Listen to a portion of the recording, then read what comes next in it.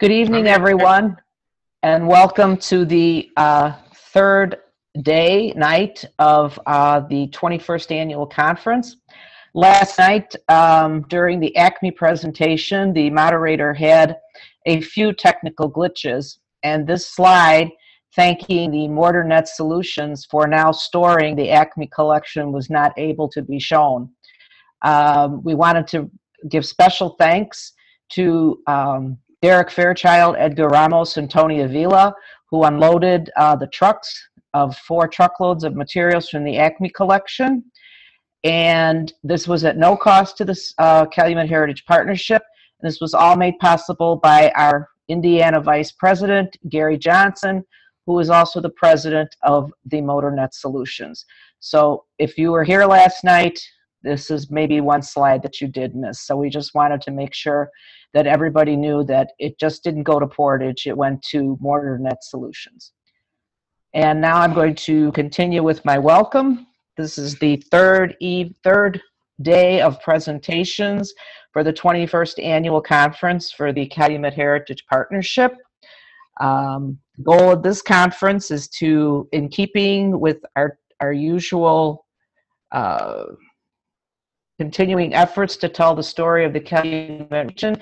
And this year we have many, many storytellers. Due to the pandemic, we weren't able to have this live. But this time we were able to have over 25 speakers and panelists, which is the largest conference we've ever had. We would like to thank our sponsors, Calumet Collaborative, Field Museum, and ArcelorMittal. The Field Museum and the Calumet Collaborative gratefully acknowledge ArcelorMittal for their support of programs in the Calumet region. The Calumet Heritage Conference is a project of the Calumet Heritage Partnership, and I would like to thank the board and the program committee for their work in putting the conference together. An additional word of gratitude for our esteemed speakers, and of course, all of you for joining us.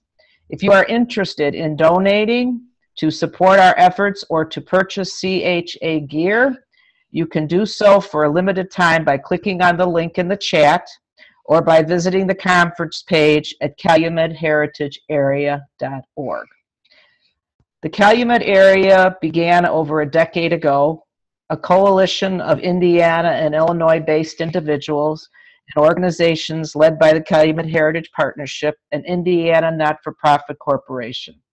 CHA partnered with the Calumet Collaborative and the Field Museum to expand activities and to pursue congressional designation to make this a national heritage area. We have many interesting speakers and panels to present to you over today and the next couple of days. If you are unable to attend each session, they will be recorded and posted, next slide, Kristen, on the CHP and CHA websites. Because we are recording each session, the attendees are in a listen-only mode or muted to ensure the sound quality.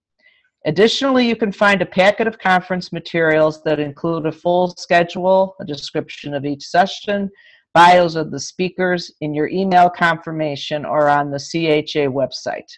The link to the conference page is in the chat box. If you have questions or difficulties or technical difficulties, please add a message to the chat box. And for questions you might have for the speaker, type it into the Q&A box, and those will be addressed at the end of each presentation.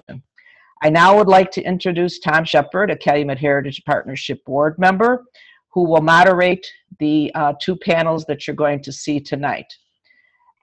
Tech support will be provided by Kirsten Markusik, who is also a CHA board member.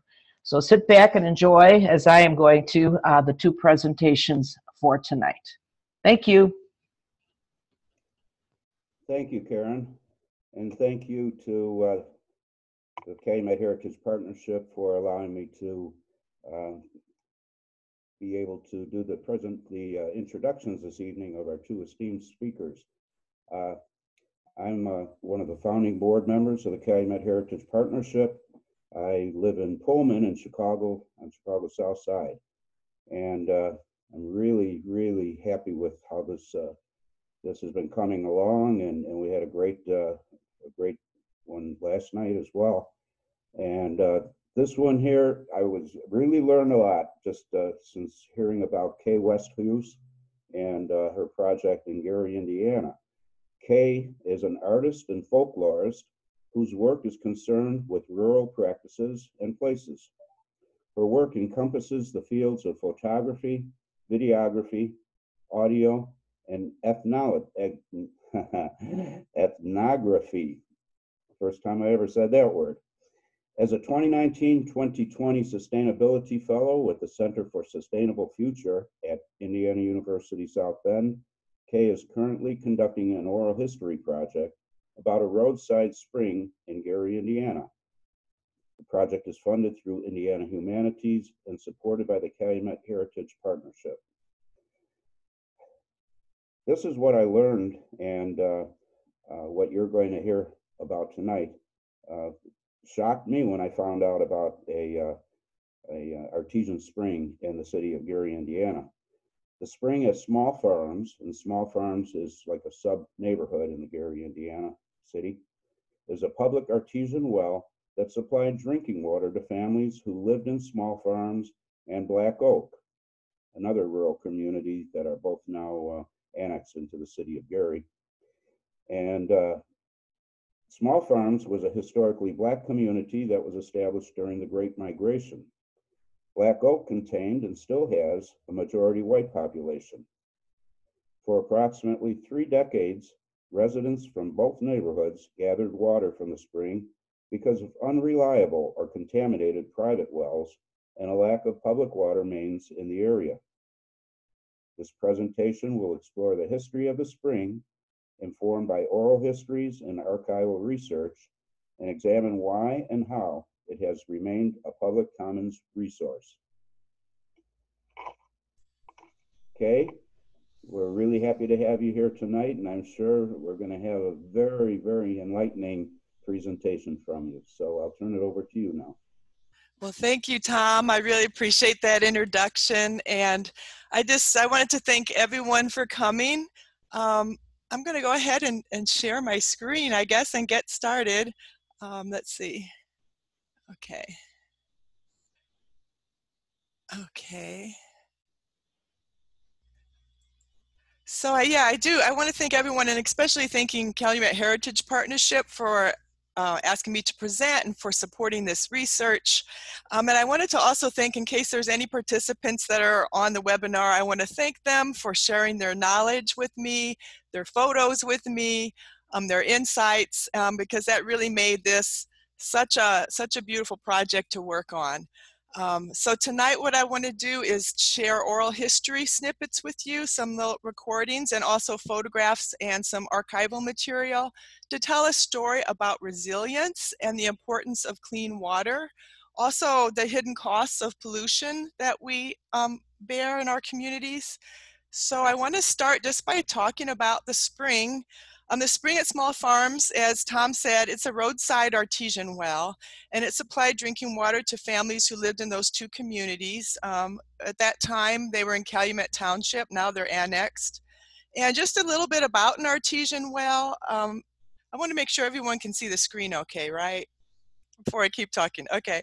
Artesian well is a type of spring that bubbles up from the earth naturally, and it doesn't need a pump. It's a geology thing where the water comes from an aquifer that's trapped between like impermeable layers of clay or rock, and sometimes there's an opening and the pressure forces that water out, and it doesn't need to be pumped. It just always flows. So in this case, this water was piped so that people could access it. And in the early 20th century, Indiana contained hundreds of publicly accessed springs. Most of them were artesian wells in the northern part of the state. Now, some were located in park-like settings and they were community gathering places. Others were roadside springs that people used to get water when they traveled, or maybe they didn't have good water at home. And then some of them, and in the process of doing this research for this spring, I found 5 springs in Lake and Porter County that were bottled and sold during like the early 1900s. On the Black Oak Spring, I was able to actually find that one. It's located about 2 miles due west of the Small Farm Spring. It's no longer running. I mean, it does run, but it's been capped. but it was bottled and sold with the Hammond Pure Water Company. So bottled water is not a new thing, but I also wanted to show this spring in Porter County on the right. It was sent to me by Jessie Drescher, and she had no idea where it was, and neither do I, so I just thought I'd share it on this presentation in case someone does. But just an example of the types of springs that used to exist in that time period. But today there's very few public springs left in Indiana. And this is a map from my research website called wellstories.com, where I map the counties that I have found flowing wells in. I found 26 springs that are like officially public springs, because that means they're still tested, usually by a local health department, and they're accessed by the public. There's also springs that I found that still are accessed by the neighborhood, but they're not tested by any agency, so they're sort of like informally, you know, used. And then there's some springs that I found that still run, but you wouldn't want to drink that water anymore. So there's like a lot of different springs that I found, but only 26 that are still being used by the public. So the spring at Small Farms is special because it is one of Indiana's remaining public springs that is still used for water collection. It's tested quarterly by the Little Calumet River Development Commission. They're the agency that owns the land surrounding the spring. So it's tested, it's still accessed by the public for water. And one of my primary research questions when I look at springs is, how did that spring remain in the public commons for so long? Why is it still in the public commons? And so to find that out, I felt like I needed to talk to the people who used it. And so in 2019, I started this oral history project with the help of Indiana Humanities, Calumet Heritage Partnership, and the Center for Sustainable Future at IU. And so since that time, I've interviewed 21 individuals who either used the spring in the past or use it now, or maybe were associated with the spring in some way. And all of my interviewees were at one time Gary residents. 61% identified as female, and 80% were over 50. So I talked to mostly older people who shared their memories of the spring. So this is a map just showing you where it is. It's on Chase Street, just a little north of Ridge Road. You can see that IU is pretty close to the spring. And the spring was located in an area that was called Small Farms, a community called Small Farms. And if you look at this map and you see 25th Avenue, that's pretty much what I understand to be the north border of Small Farms. And then it went down to Ridge Road between Clark Road and Chase. So it was that kind of rectangle area. And that area was settled by African Americans during the Great Migration, a primary African American community, rural community. And most of it was in a floodplain. You can see the Calumet River goes right through the middle of it. Black Oak, which is another neighborhood that accessed the spring, is just a little bit to the left of it. And if you look where Black Oak is on this map, you'll see like a circle with some streets running off of it. That was the center of Small Farms. Small Farms had a circle where all of, you know, their businesses were kind of like their business district around that circle.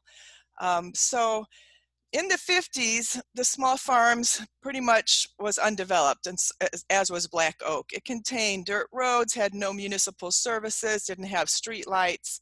And like most cities in the United States, African Americans living in Gary were limited to the properties that they were able to purchase.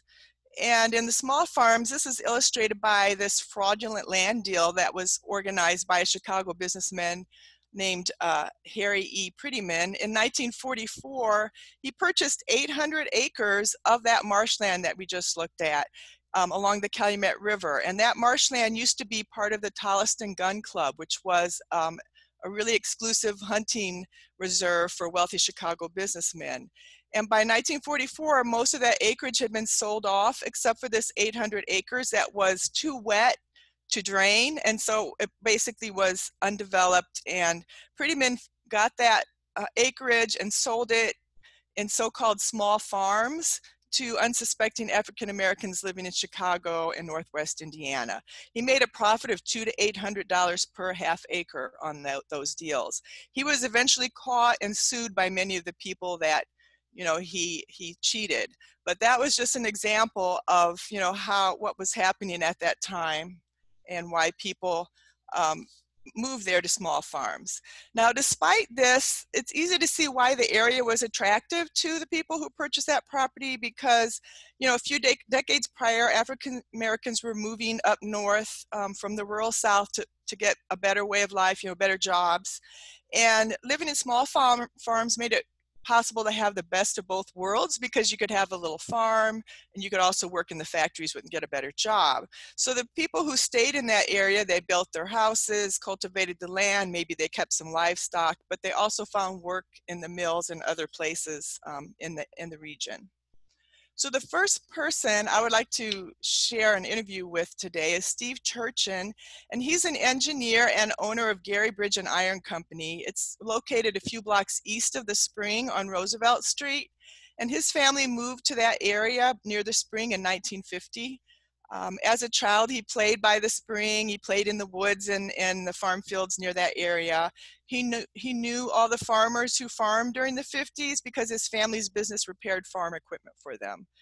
So his first memory of the spring is that it was housed in a metal shed, and that floor would freeze to a solid like sheet of ice during the wintertime. It was like super hazardous to go in there.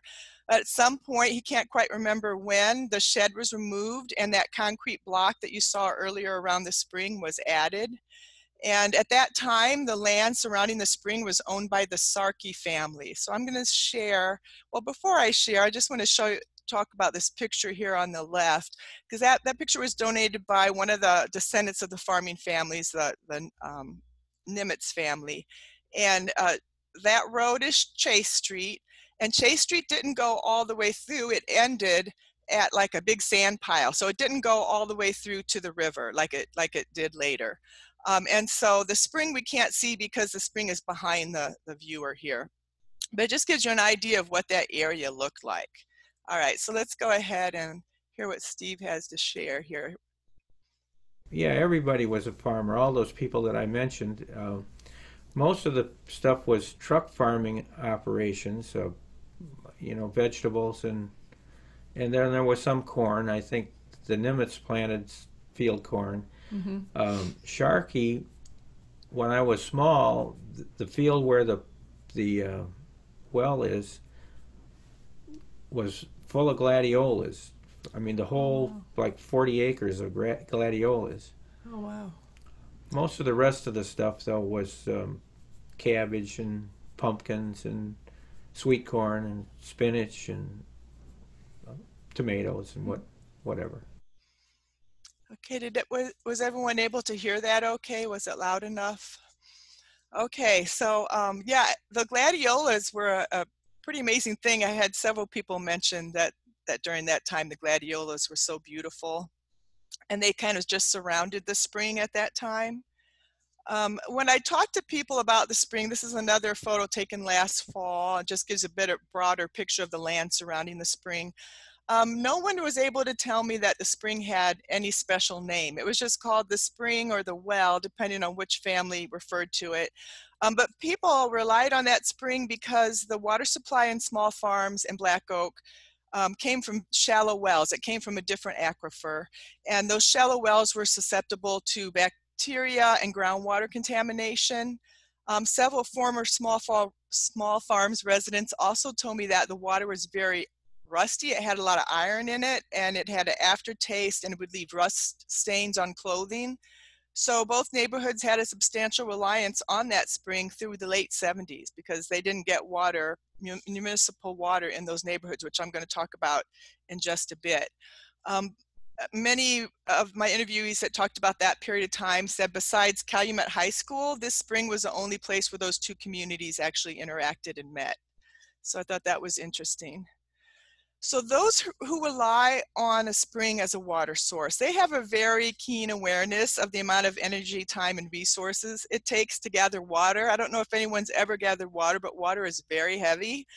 Betty Jordan, who grew up in Black Oak, she described how she and her sisters used to clean the glass milk bottles that her parents used to collect the water. And she told us that they accompanied their mother to get about 20 jugs of water a week during the 60s and 70s.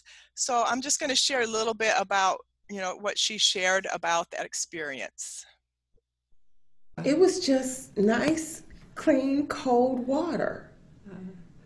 It was always very cold, and it's all I ever knew growing up. I didn't know anything other than that. I didn't know that everybody didn't go to the well when I was a kid, because there were always a lot of people there. You'd go, you'd have to wait your turn before you go down a little hill and get your water, and there was always somebody else waiting to go after you finished.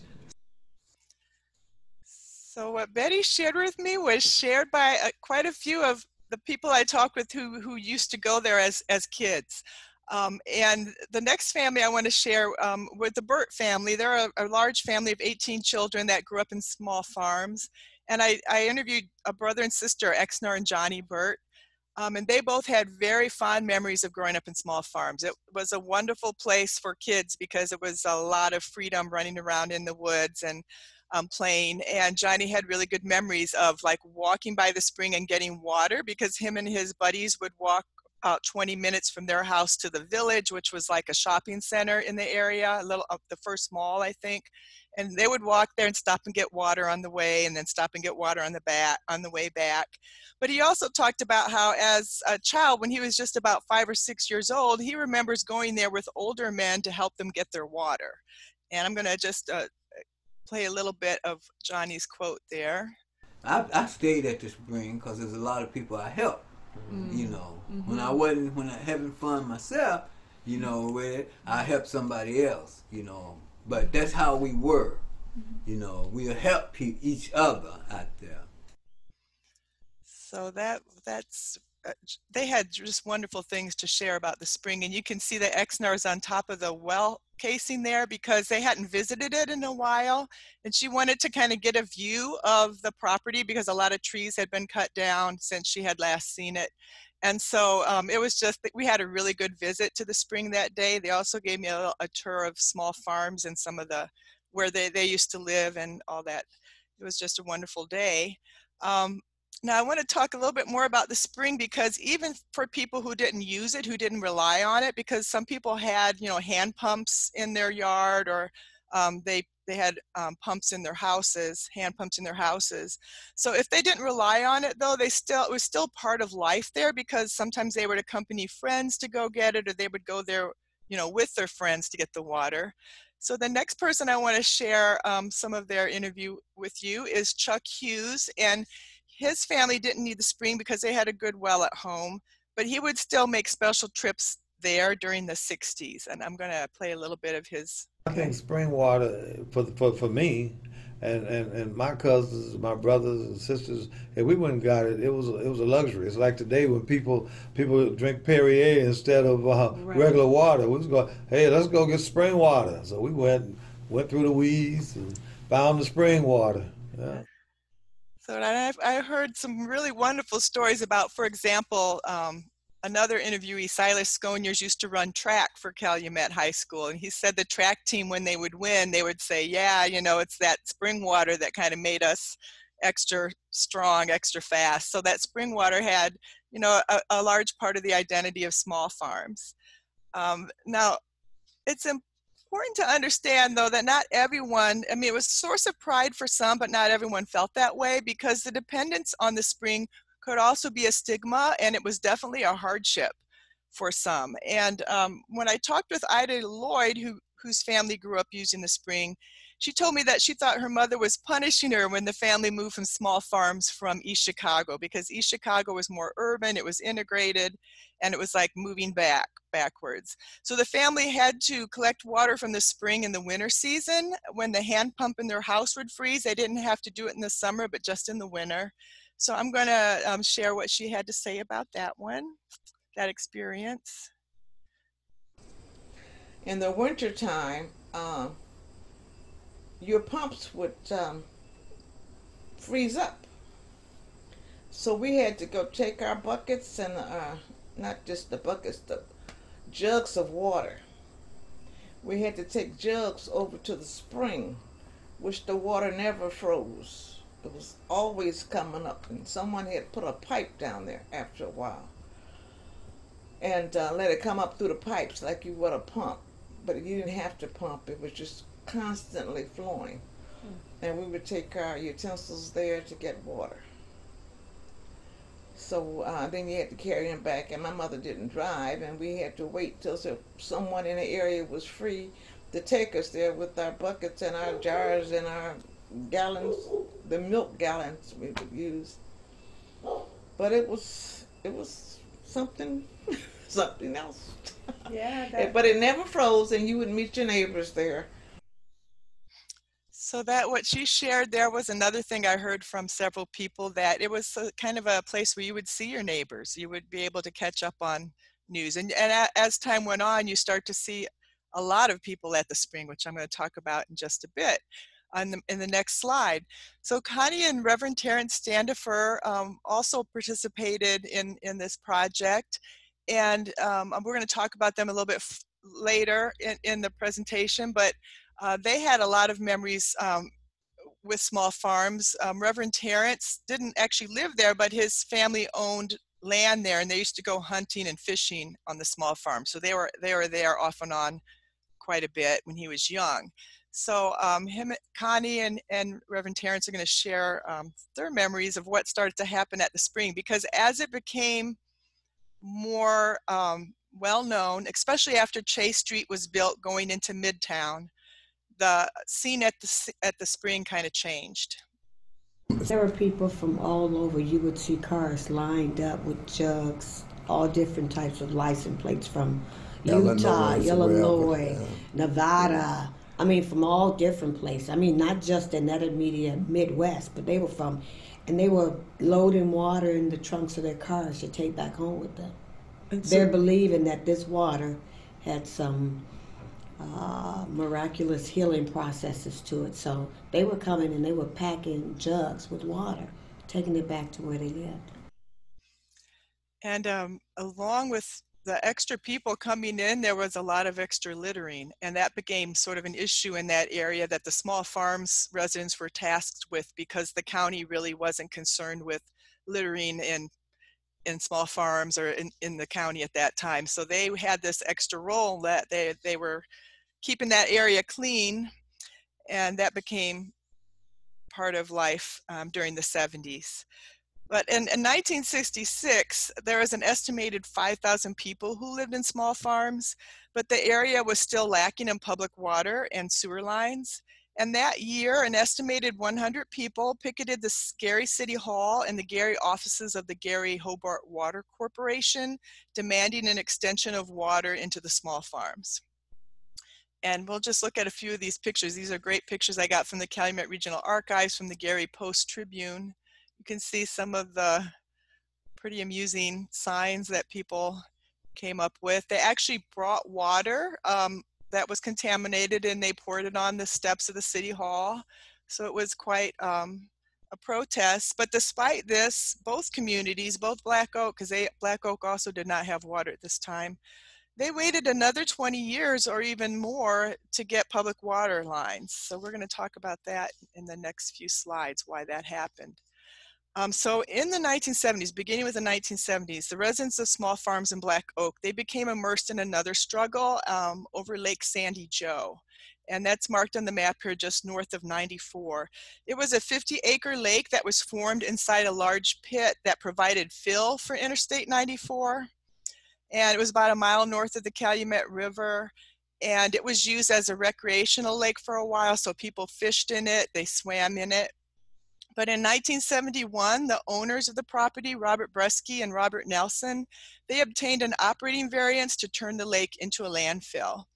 And despite the fact that there were homes bordered on all sides of the landfill property, and you can see the streets that are there, they began to accept hazardous waste without a permit. They were fined. They ended up selling the property to Glenn and Gordon Martin. And Glenn and Gordon Martin had their state operating license revoked repeatedly for violations. People were complaining about smells, about, fires. But the landfill did not close until 1980. So it was basically open for 9 years, accepting hazardous waste. So in 1981, the U.S. Environmental Protection Agency Superfund named this site a Superfund site due to its potential to contaminate a drinking water aquifer. And this is part of the narrative from the Superfund site.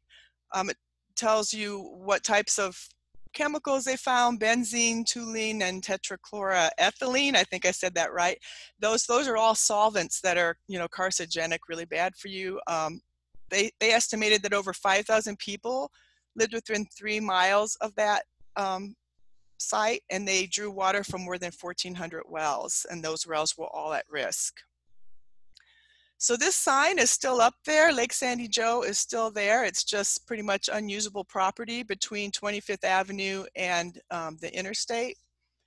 And Lake Sandy Joe put thousands of people's health at risk for over a decade. But the decision to provide water mains in those two communities did not happen until 1988. So it took them 6 years from the time they declared it a Superfund site to when they officially decided to run water in there.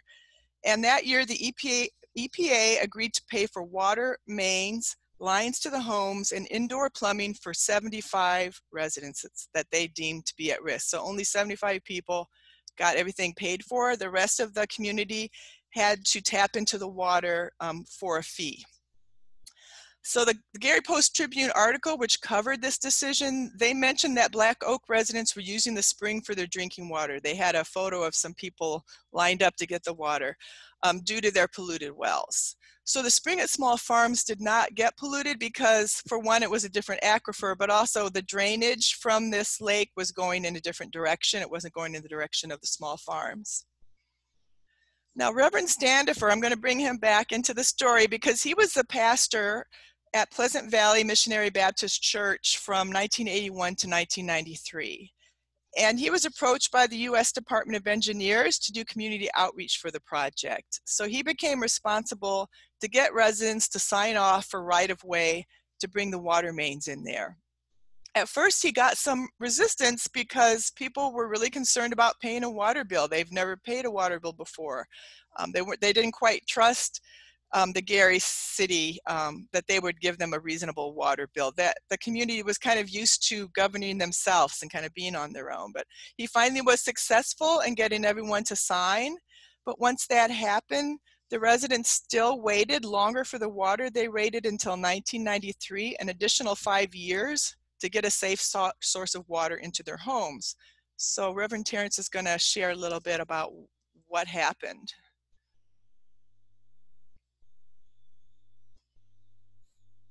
And so what happened was the water company blocked the water and refused to turn the water on.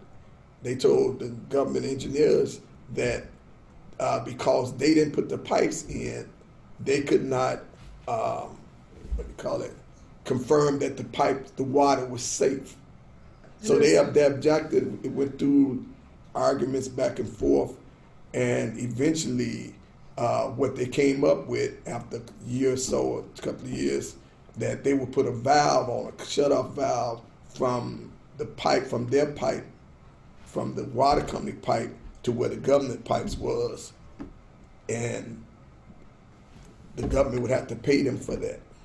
So he was referring to the Gary Hobart Water Company, and so yeah, it was delayed for another 5 years, and during that time, people did not have good water in their homes.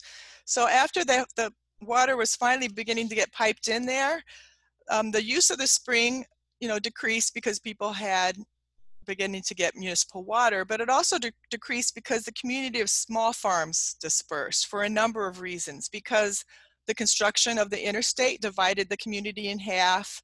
There was a HUD urban renewal project where a number of houses that were in floodplains were demolished. And then there was a federally funded flood control initiative, the Little Calumet River Development Commission, also purchased a lot of land to turn this area back into, to enable them to control the flooding in the area. So residents moved out of small farms. If they had their financial situation increased, they moved to other places. Black Oak was annexed into the city of Gary in 1976, but they didn't receive all their water mains until the year 2000. So, it was very slow getting water into these communities, but the use of the spring did end. What we're looking at in these two pictures, the photo on the left was Reverend Standifir's Church, Pleasant Valley Missionary Baptist Church. It's the only commercial building that's still on the circle at Small Farms. If you go to the circle, there's a few homes back there, but this is the only commercial building that's still standing. And you can also see to the right there, one of the roads in Small Farms that basically is going back to nature because it's no longer maintained. There was another reason though why the well became less used, and that was the decision to close off part of Chase Street. So Chase Street today does not go over the river and go to Midtown anymore. It was built originally over a marsh, and it was built using construction debris, sand, and municipal garbage as fill. So the road was never really constructed that well. It was a 4-lane straightaway in a rural area, so it became a popular site for drag racing during the 50s and 60s. And over time, the street began to sink and buckle. And so young people would go there at night and drive at high speeds over the bumps, you know. And a section of the road was permanently closed in 2009 because during that year, there were 2 separate car accidents that took the lives of 4 youths. So the city decided to close the street. So you can no longer drive from the spring into Midtown. So once that happened, individuals from the north side of the Calumet River had to go miles out of their way to get to the spring. The other thing is Chase now became a dead-end street in a rural area, which attracted a lot of illegal dumping. That's going on, you know, still. When I first visited the spring in 2010, this is what it looked like. Of course, the spring is a really bad time to visit any spring because a lot of times that's when the trash shows up. But this was particularly, you know, a lot of trash here. You see drywall sheets, cement chucks. There was a sofa out of the picture there, used tires. So all of that was part of the surrounding landscape.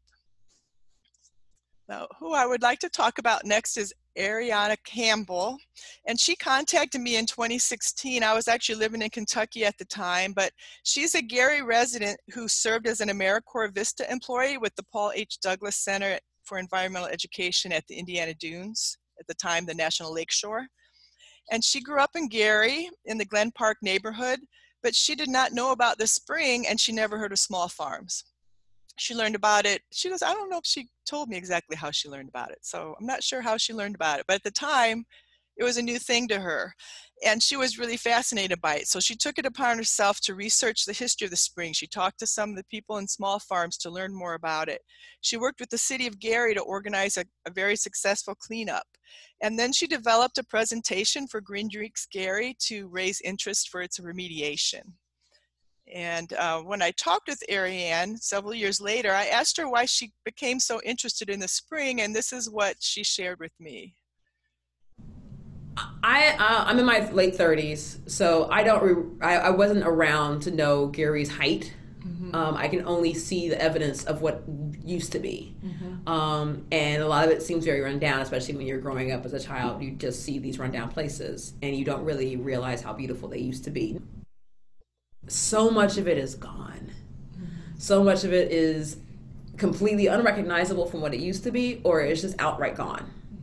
And I think that feeling of not really having that connection to one's history because it's missing is part of it for me. It's that I know that there used to be something here, but I will never know what that actually was. So anything I can find that actually tells me a little bit about my past, about my family's past, my history, my city's past, that didn't always used to be like this. Like it is a little bit more of the piece of the puzzle as to how we get to where we are. That's what I think is important. So I thought that was a really beautiful expression of I think a lot of people's feelings that I talked with at the spring. There's a sense of nostalgia and a sense that it's a special part of the history of Gary. So now what I want to move on to next is what's happening today with the spring. And I want to cover 2 initiatives that have started to try to improve, you know, the spring and upgrade it a bit. The Little Calumet River Basin Development Commission is currently in process of making plans to make the spring easier to access. They want to upgrade the spring pipe. That's first priority, I believe. They want to build a gazebo shelter over the spring, add off-street parking, and then continue to develop the area around the spring as a natural resource area. And you know, I've talked with one of the board members extensively, David Castellanos, so he's the Gary board member, and he really is concerned that people who go there in the wintertime, it's not easy to access, and they depend on that water. So yeah, it's a big concern and something that they want to address. This picture right here is something that happened this summer. They asked the U.S. Geological Service to come out and try to determine how that spring was piped, where that pipe went, so that they could make a plan. He also measured the flow of the spring, which was 525.8 gallons per minute, which is very good. So yeah, it's in process. It's probably slowed down somewhat due to COVID, but it's a process that I hope will continue. And this is one of the biking paths that the commission has already built in that area. They're built on the top of the levees that they put in to control the flood. So this comes quite close to the spring, but it doesn't go right next to the spring. But you can get an idea of what the area looks like from this photo. It's looking towards Grant Street from this viewpoint. Now, the other group that I've connected with and worked with quite a bit is the Gary Food Council. And the Gary Food Council is really interested in making this a priority and working towards improving the spring site. They want to turn the site into a destination, but without, you know, making it difficult for the people who are currently using it. So they want to include, you know, the people who are currently using it in the plans for renovation. Some of the things they want to do is increase safety at the site by adding off-street parking and solar power lighting. They want to increase the frequency of the water quality testing from quarterly to monthly, and that was suggested that maybe bring the high schools, get the high schools involved in that testing. They want more oversight on illegal dumping and maybe some regular cleanup days. They'd also like to see the spring connected to that trail through a spur. And the last thing that they're really would like to do, which I think is particularly exciting, they'd like to develop that land surrounding the spring into a pollinator garden and an educational center for urban agriculture. So in effect, they'd like to return that land back to farming in some way and create an urban agricultural education center, which I think is really an exciting idea. The next thing I want to talk about is the future, because there has been a number of renovation projects with springs across the country. I just brought up a few here as examples in case anyone's interested in looking at these. Flowing Well Park is a very well-known spring in Carmel, Indiana, which was totally renovated. It used to be a roadside spring that became hazardous because of the amount of traffic on the road. So the city of Carmel moved it. They piped it into a property across the street and made a park for it. And so, yeah, it was definitely a lot of thought that went into that. Currently, they're renovating it again because they're having some problems with it getting contaminated, and they want to repipe the whole thing. And they're also doing some work with the walking trails in the park. And there is also some other artesian well renovation projects here. One that just recently happened in Salt Lake City, Utah.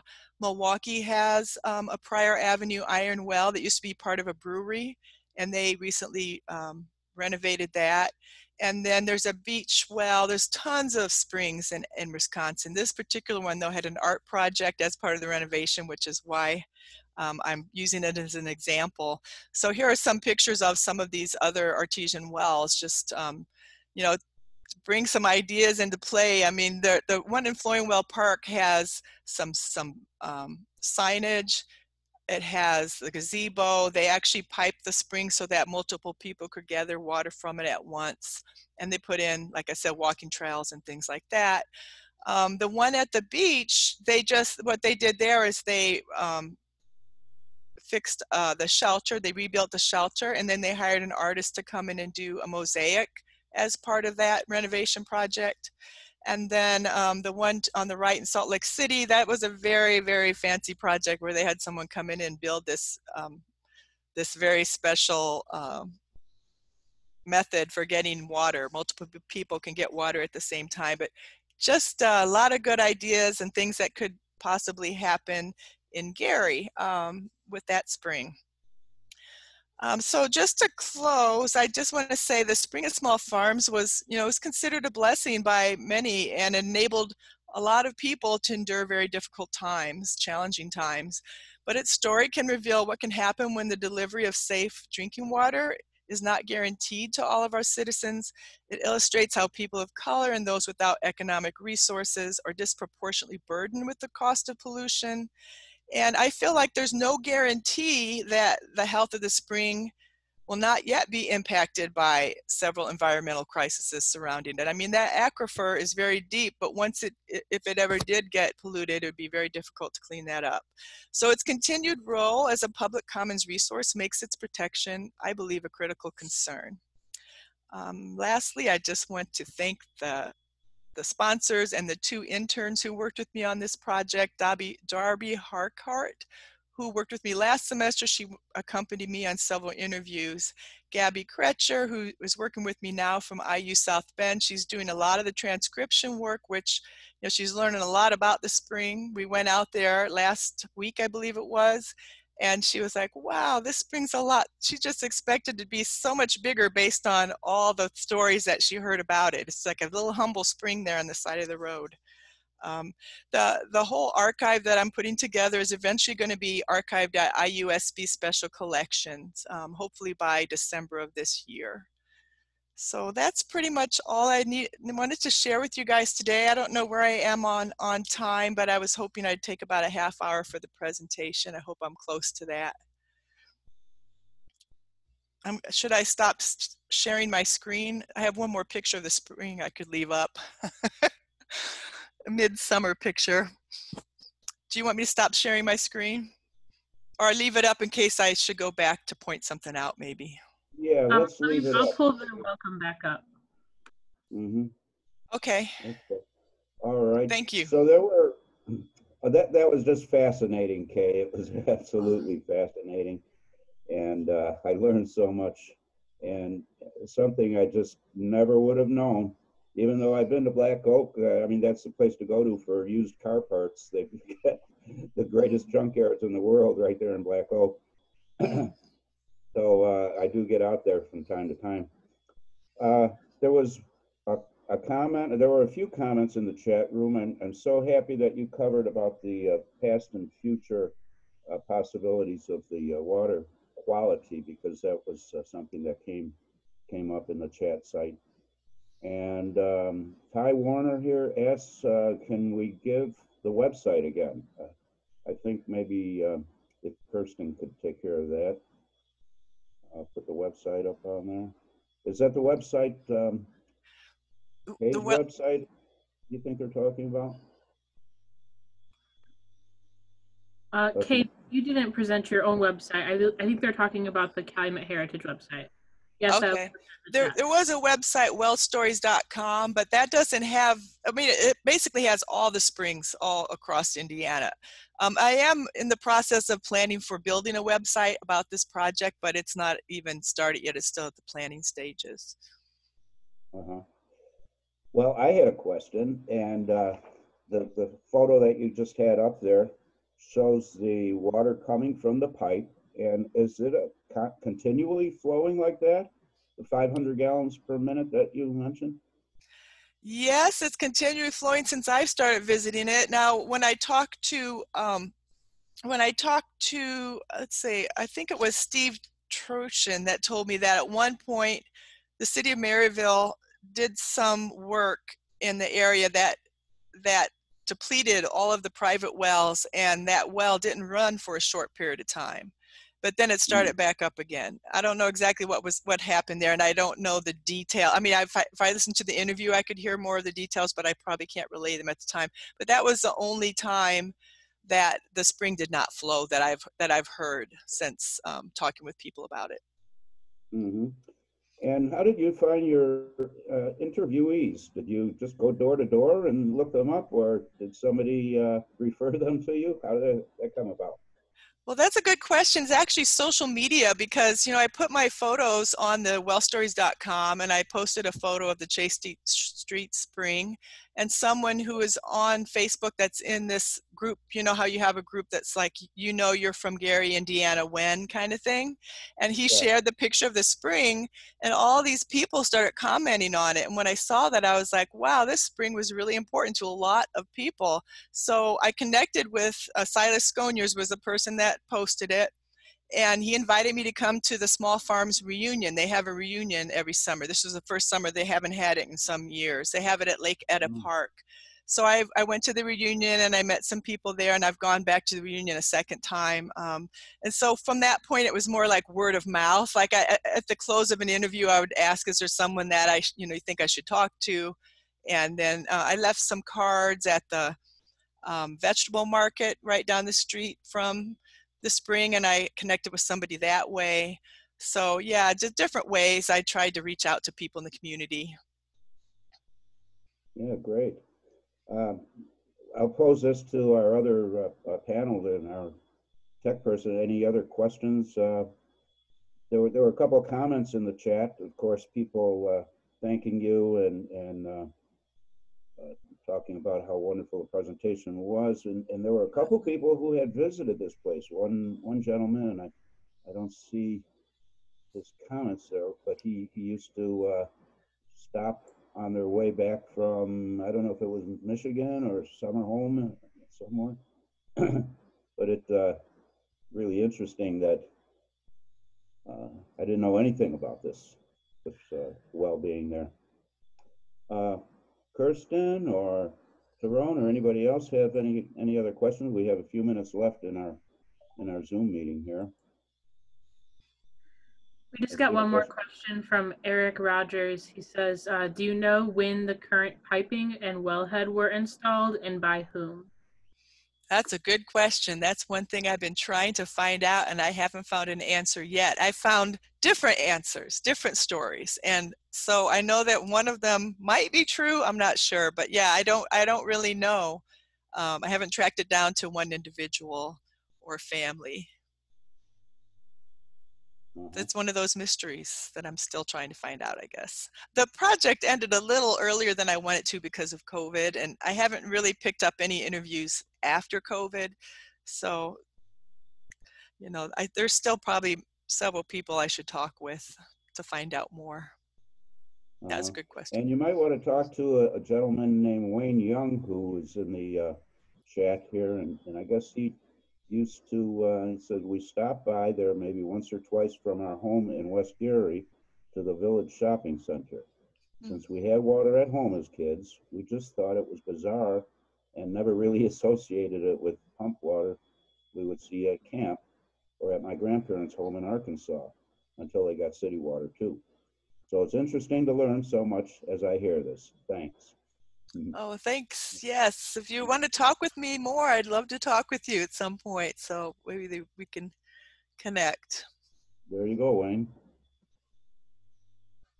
Okay. That would be great. There's another question from Wayne that said, did you say how you first got interested in the particular spring? Oh, yeah. Well, I got interested in springs probably a couple of years before then. I think it was 2009. I kind of stumbled on a spring when I was doing a photography project in a town in Delphi. And then I got a grant from the IAC to document springs as a photographer. So I was traveling around, and I was at this spring called the Tree Spring, which was in Vermilion County, which is on the southwest part of the state, many miles from Gary. And I met a couple there who told me there was a spring in Gary. Did I visit it? When I told them I was from South Bend, they were like, well, have you visited the spring in Gary? I'm like, well, there's a spring in Gary. And then they told me perfect directions how to get to it. And I drove up there later that week. And that's where when I took that first picture that I showed you. And I was just like, wow, this is so cool. So then I started visiting it off and on and trying to learn more about it at that point.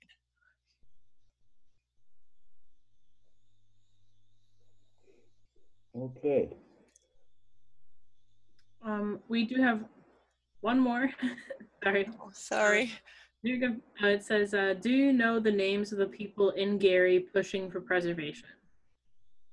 Well, there's the Gary Food Council, which they have a website. You can connect with them on their website, and you can email them. But yes, they're really focusing on that right now. And also the Little Calumet River Development Commission, they're a board that's appointed by the governor that, you know, they're responsible for that flood control from Gary, I think, to the Illinois border. And so they're actually the owners of that land. So they, you know, they are also interested in improving and upgrading the piping and parking for the area. So you can also get a hold of them through their website. Does that answer your question? I hope. Okay, thanks. Yeah.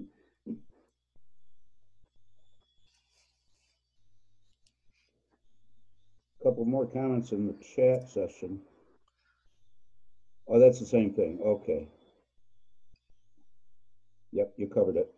Okay. Well, thank you all for listening. Oh, go ahead. Thank you so much, Karen. We really appreciate it, and we all learned a whole lot from you tonight. Thank you, Tom. I really appreciate it. So I'm going to go ahead and mute myself so we can go to our next wonderful presentation. Indeed. Thank you, everybody, for listening. Thank you. Tyrone, you can unmute yourself. And our next presentation is equally interesting, and also you're going to learn a lot from Tyrone Haymore. Tyrone is a lifelong resident of the village of Robbins, Illinois, and he is the director and co-founder of the Robbins Historical Society. He's born-again Christian who at the age of 14 was baptized at New Friendship Missionary Baptist Church. He's a 1966 graduate of Eisenhower High School. He received his BA, received his BA in education from Northeastern Illinois University and his certified management consultant degree from the University of Illinois at Champaign, Indiana. Mr. Haymore served as an elected official in the village of Robbins for a total of 18 years as village trustee and as village clerk. In 1980, Mr. Haymore joined and worked with the late Mrs. Eddie Lou Allen to organize and save the history of Robbins by forming the Robbins Historical Society and Museum, where he now serves as the co-founder and director.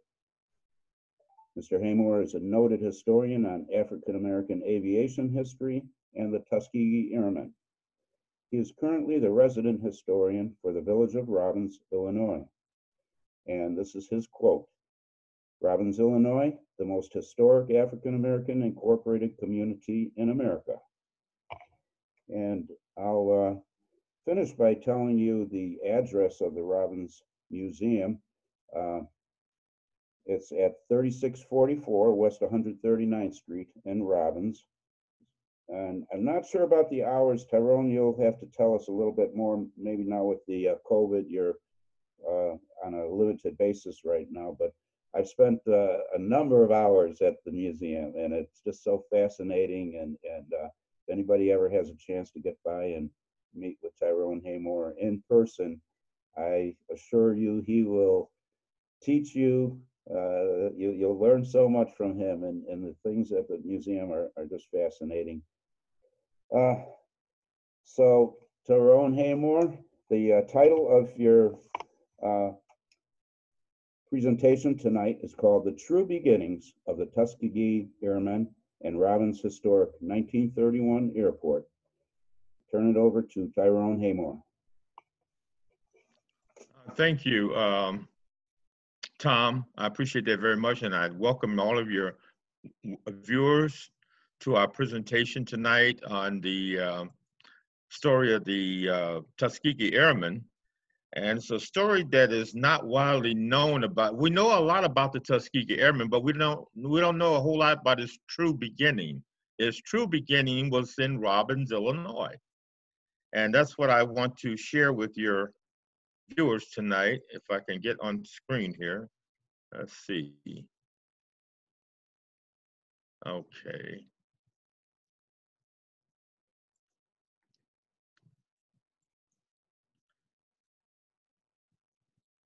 All right. Can we see that now?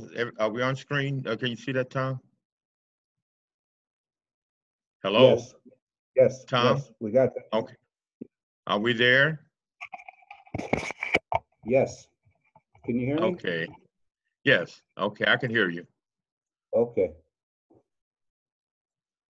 Okay. You're on. As I said before, Robbins, Illinois is the true embryonic bee. If the Tuskegee Airmen were born in Tuskegee, Alabama, then it was inseminated, shall we say, in Robbins, Illinois, with two premier African-American pilots that we're going to be introducing to you now. And but I want you to know, before I introduce them, I want you to know, be aware of the first black male pilot in the world was this man named Eugene Bullard. He was born in 1894 and he died in 1961, but he was the first black pilot also trained in France. But he learned to fly, and one day we'll tell you his story. And then the first black woman to ever fly an airplane was Bessie Coleman. She was born in 1892 and died in 1926. And she was the world's first black woman pilot. And Bessie Coleman had a dream of, also she had to go to France to learn how to fly. This country was still dealing with its racial problem of segregation and didn't permit blacks into the aviation schools. So both these people here had to go to overseas to France. Well, Bessie Coleman wanted to put an end to that after she got her license in France to learn how to fly. She came back to the United States to start an aviation program. And she also realized this could be a very lucrative career for her, being the only one at that time that was interested in actually starting an aviation school in the Chicago area. And but she was raising money to build her school when she fell with an accident that killed her in 1926. And I won't belabor a whole lot of details about that.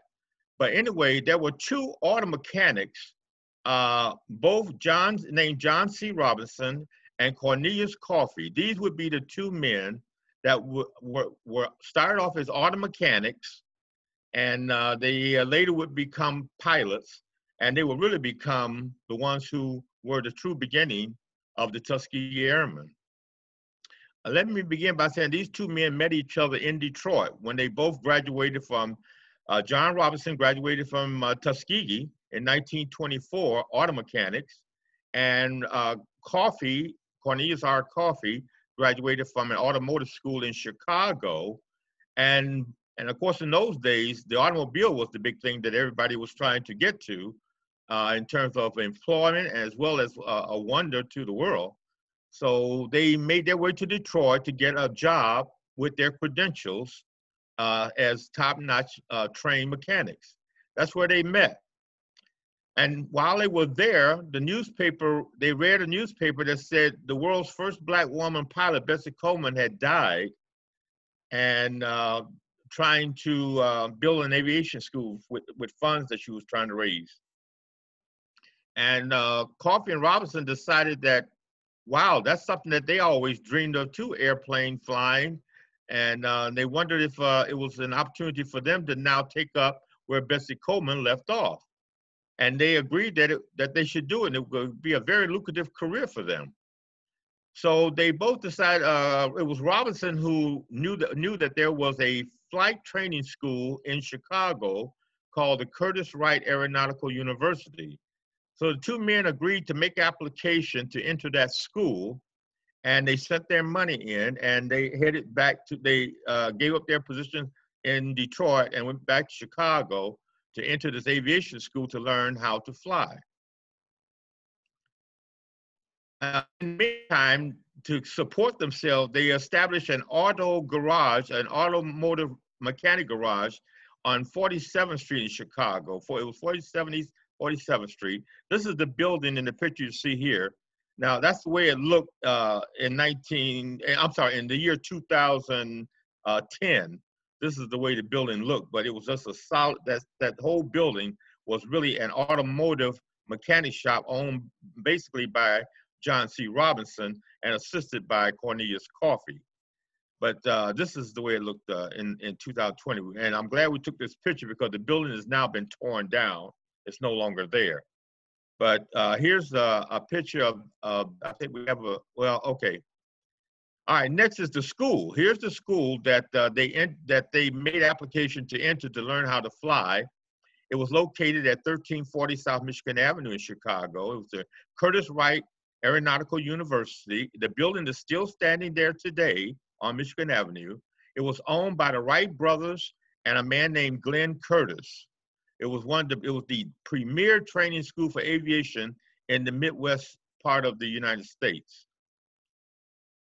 Robinson and Coffey, if you notice, the Wright brothers, aviation was born in 1903, and interestingly, both John Robinson and Cornelius Coffey were born in 1903. But who would have ever known that they would have been the premier blacks to actually start their own aviation school? But here it is. And they had to do that through the Wright brothers school in Chicago. But when they showed up at the school and presented their credentials that they had made application, it was obvious that they were African American, and they were told that they would have to refund their money because they didn't admit blacks to the school. Very disappointed, they left the building, and very angry, of course. But on the way out of the building, Cornelius Coffey, Robinson noticed a bulletin on the board in that building asking for that they needed a janitor in the building.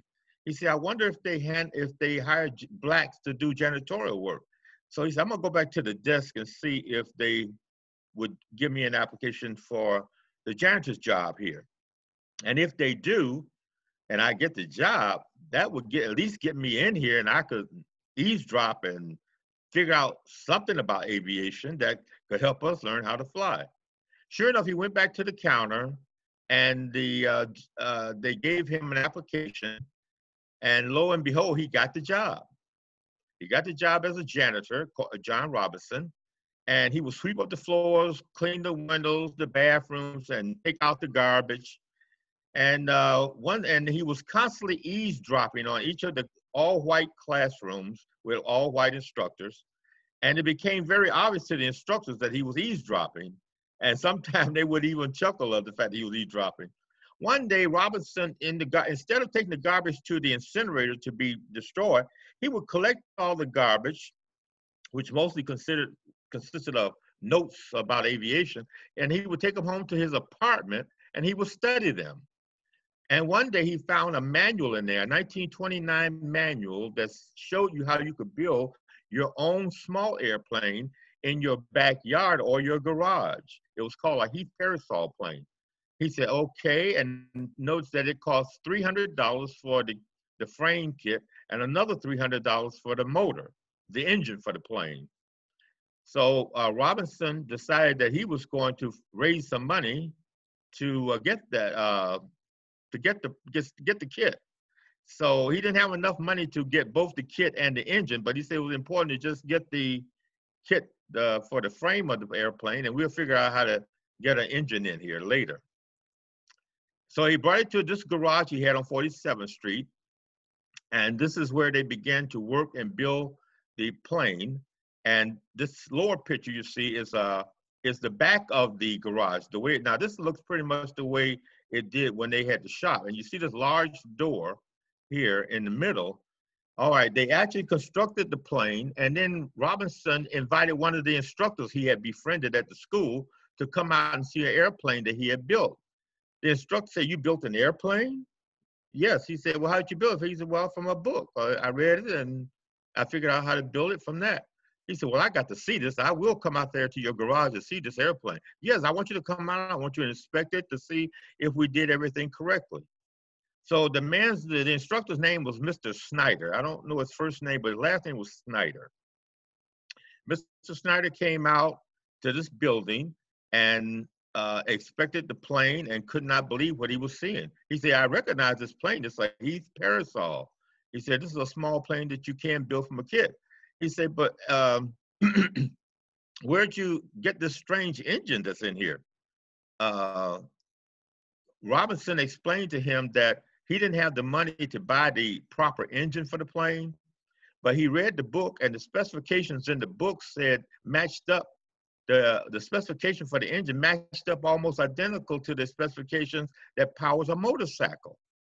And he happened to have a motorcycle, so he pulled the motorcycle, the engine out of his motorcycle, and he retrofitted it to work on that small airplane. He said, really? He said, well, will it fly? He said, well, we don't know. That's why we got you here. We want you to start it up and test it and see if it works. So to make a long story short, Mr. Snyder started the plane up inside the garage, and it actually worked. They began to say, well, let's take it out and see if it'll fly. And he said, well, can't you fly? You built the plane, can you fly? No, we haven't did that yet. And so this back door that you see here now is where they hauled the plane out, and they took it to Washington Park in Chicago to see the test fly it. And it actually, they taxied it on the ground. Mr. Snyder got in, he taxied it on the ground with the plane and found that the plane performed like the plane should. And he decided, took the chance really, to get it airborne. He got a running start in Washington Park with that plane, and the plane sailed into the sky flawlessly. Not a single problem. And he actually stayed up in the air, circling around maybe a little bit longer than he should have, but I think he was kind of enjoying it. And finally, he landed the plane, and to everybody's surprise that was on the ground, they were literally opening up the champagne bottles and shouting what a wonderful thing has happened, that these two black guys had actually built an airplane that flew. And it landed with even more precision. So Mr. Snyder was so surprised and so shocked, he went back to the school and told the authorities there, you know those two black guys that you wouldn't allow into the school because they were black? He said, well, guess what? They have built an airplane and it flies. And of course, the authorities at Curtis Wright was stunned to hear that. They actually could read the manual and build an airplane and fly. They taught themselves how to fly too. He said, no, they haven't taught themselves how to fly yet. But if we don't teach them, they will teach themselves how to fly because they built that airplane without us. He said, well, one of them is filing a lawsuit anyway against us. That's Cornelius Coffey and his boss are filing a lawsuit. Get them in here and we'll have another talk with them. And maybe we can get them into the school in a private way. And if they agree to drop the lawsuit. So that's what happened. Coffey and Robinson were invited back to the school to talk to the top officials, who agreed that if they dropped their lawsuit, they would admit them to a private session up on the top floor of this building, and they would have to come at night and at a certain time and leave at a certain time. And as to avoid the daytime class of mostly white students, which they did. They learned very fast. You got to remember the mechanics of an automobile and an airplane are very similar in many ways. So it was very easy for them to grasp the instructions being taught to them about how planes fly. Now then they were assigned to separate airports to learn actual flight training while they did their ground training here at night at the Curtis Wright Aeronautical University. This is the planes that the two were assigned to. They were these really old planes. The OX-5 Stearman is what Coffey first learned to fly in, and Robinson was sent to another airport to learn to fly the Curtis Fledgling airplane. These were especially the Stearman, was one of the most difficult planes in the world to fly at that time. They did so well that they graduated with flying colors, and Coffey and Robinson was even offered employment at the school as instructors. Here you see in the picture to your left is Coffey. This is Coffey with his work uniform on as an instructor. They made them instructors at the school and told them they could now, since they successfully integrated the school, they could invite black students that they can instruct and that they will assist them. And you see the second picture here to the right is the first class of Black students. And there's Mr. Snyder right here to the left on the end, Mr. Snyder. This is Cornelius Coffey on the right here standing. And Johnny Robinson is standing all the way in the back. I don't know if you can see can you see my cursor? Tom? If you can see my cursor here, then that's all the way at the top to the left. Yes, okay. I was muted. Sorry. Yes, your cursor's okay. appearing. Can you see the cursor? Yes. Okay. All right. Good. That's Johnny Robinson standing there, and of course, one of the premier women in there is this lady here, Janet Braggs, who will be very instrumental in helping to build the Robbins Airport. Of course, there was Doris Tanner, and then there were a number of other people here that I don't know all their names, but the two women were Janet Braggs and Doris Tanner. And here again is Cornelius Coffey, and that's Johnny Robinson. And this is Mr. Snyder. This is the guy that actually flew the plane that these guys built in their garage on 47th Street. So now that they're instructors, they were now certified to start their own program. And while they were teaching at the school, the race problem was starting to become a new issue, another issue.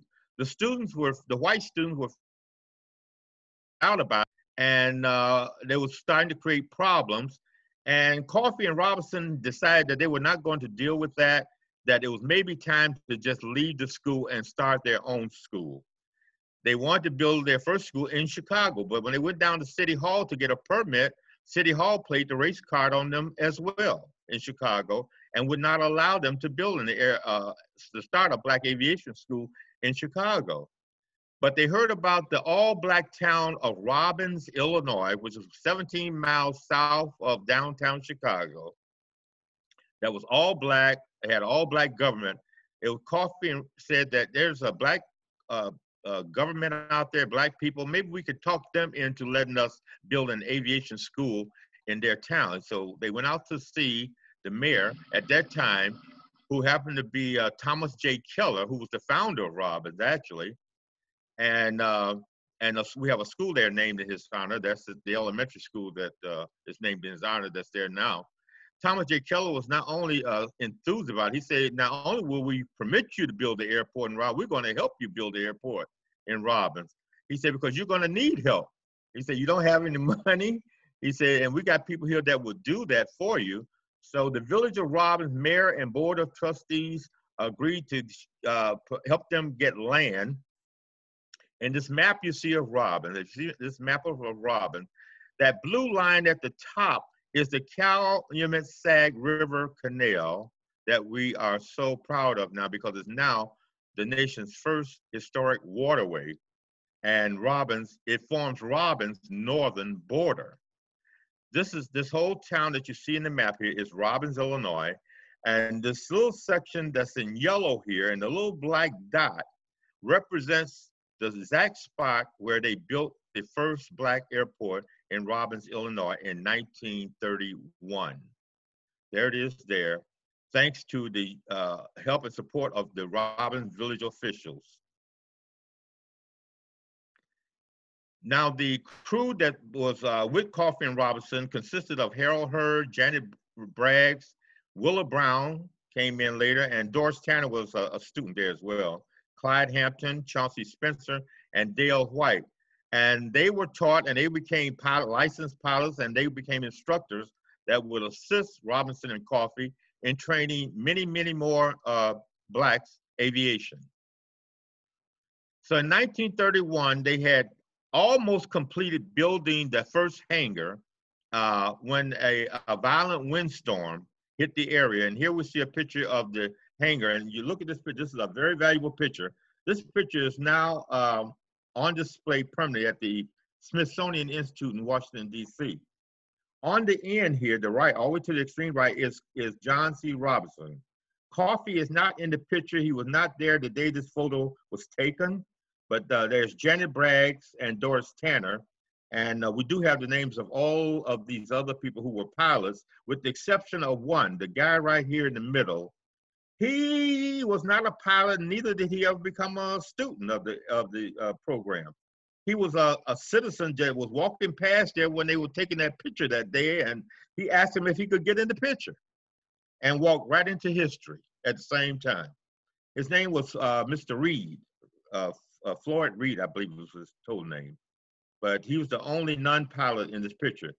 Now, when they moved to Robbins, they brought the little plane that flew with them. Here it is here. That's the little Heath Parasol plane that's sitting right here in the middle that got them entry into the First Right School. It's called a Heath Parasol, H-E-A-T-H, Heath Parasol. And the big plane you see in the back was a double-wing plane that was owned by Janet Bragg. She was the only one of all of them that had money. In fact, they tore up the first plane and she went and bought a second one. She said, now, if you tear this one up, you're going to be in trouble. Because I'm not going to, the other plane she had was her private plane, which she wasn't going to let anybody touch but herself. But she actually ended up buying 2 planes for the airport to get off of the ground. Sadly, just 2 years after they opened the airport and got it going, a violent, terrible windstorm hit the area and completely destroyed the hangar, the airplanes, and the surrounding homes that was near the airport. And it was a very sad, tragic day in 1933. Here's a picture showing the destruction of the hangar. And you see to the right here, airplanes that was in there that they had was turned over and completely destroyed. And they were sad, of course. The man you see standing here in the middle is John C. Robinson. And there are a few other notables in here that I was familiar with. And they decided that no matter what, they were going to rebuild. Now, during the time that they were training and flying students, they had an airport that they were rendezvous with, which was called the 87th and Harlem Airport, located now in what is called Bridgeview, Illinois. If you're familiar with the big shopping center there in Bridgeview, I forget the name of it, but it's a huge one there, 87th and Harlem. That's where the old Harlem Airport used to be before Bridgeview was incorporated. And that area was just called unincorporated Worth Township, and sometimes they referred to it as Oak Lawn. But it's now officially in 1946, I believe it was, it became Bridgeview, Illinois. So it was the owners of the Harlem Airport that heard about the tornado that had the windstorm that had tore up the Robbins Airport, and convinced Coffey and Robinson not to rebuild it. And don't waste time rebuilding that Robbins Airport. Move everything here to 87 and Harlem. We will give you a hangar, and you won't have to build one. You're excellent pilots. You're qualified. You're so we need you. So that's what they did. They decided to move to 87th and Harlem, and that was the big move in 1933. And here's a map. And if you look to the extreme right top corner, you'll see these little cross lines. Those are runways of the 87th and Harlem Airport. It was a pretty good sized airport. And these right along here, along Harlem Avenue, were hangars. We got one more close-up shot, I believe, but these were owned by it was 2 brothers that owned this area, and they convinced Coffey and Robinson to move their toll operation from Robbins here and not try to rebuild that Robbins Airport, which they did. At the same time, they were getting notice around the world about what they had accomplished, and it had reached all the way to Ethiopia. Ethiopia heard what had happened to this airport here. The Emperor Haile Selassie himself sent his emissaries here to meet with John Robinson and Coffey and invite them to come to Ethiopia and help them to build the Ethiopian Air Force. Well, to make a story short, long story short, Coffey decided that he would not go because he'd rather stay here and continue to work on building the Robbins Airport at Harlem. But John Robinson jumped at the idea of going to Ethiopia and assisting the Ethiopian government with building Ethiopia's Air Force and aviation operation totally, which he did. So he took off and he left Coffey to work in the and build the aviation school at the Harlem airport. And here's a picture of the hangar that Coffee was given at the Harlem airport. And you see here, this is one of the students. This is Mrs. Ida Henderson from Robbins. In addition to coming out and flying and getting the lessons as cheap as they could, some of them couldn't afford the full fee. So they said, well, if you can help man the property, that would help pay for something. So here she is cutting the grass around one part of the runway. And that's what they had to do. They had to do work around the hangar or all the planes and that kind of thing to kind of make up for lack of not being able to pay the full tuition for their training. That's Ida Henderson, who I personally had a chance to know, who lived in Robbins on Ralph Pulaski here. So Cornelius Coffee, he later also married Willa Brown. Willa Brown was brought in and she became an instant top flight instructor at the airport. And her and Coffee, you can see she's a Lena Horne lookalike. And next thing we know, her and Coffee ended up getting engaged and got married. But she was a top flight instructor. She loved aviation. She had been an educator. She actually had graduated she taught in Gary High School, the Roosevelt High School there in Gary. She married the first black alderman in Gary, and that was her first husband. And then she left there and went on to Chicago, to Evanston, and to Northeastern University, and got her master's degree. And then she was working part-time in a lunchroom when she was introduced to Coffee and John Robinson, who told her about their dreams of starting in aviation. It was so exciting to her, she immediately wanted to join them, which she did. She became an outstanding student and licensed credential, and later set some world records in aviation as a black woman herself. Now, while Coffee was at the Curtiss-Wright, it's important to note that he was the inventor of a part for the airplane that did not exist. It was called the carburetor heater. The carburetor heater was a device that Coffee designed because it was needed. Planes didn't fly very much in the wintertime for fear of their gas line freezing in midair, and of course the plane would drop to the ground and kill everybody. So Coffee was the one who invented the first carburetor heater that solved that problem. This carburetor heater not only kept the fuel line from freezing in midair and in the wintertime, it also put heat in the cockpit for the first time. Now this is information that is not widely known even to today. And we still don't know if Coffee ever got his proper credit. We know he didn't do it for money. He didn't do it for fame. He did it to save lives. Too many airplanes were falling out of the sky because their fuel line was freezing in the wintertime. And he made it possible now to continue to fly in the wintertime and not only have heat to run the plane, but heat in the cockpit as well. His patent was picked up by two guys, his drawings, he was here at the Harlem airport, Marcellus Foos and another man whose name I can't think of at the moment, Don Braun. Don Braun and Marcellus Foos, they took Coffee's drawings and invention and put it in mass production and made a fortune off of it. Coffee did not patent it.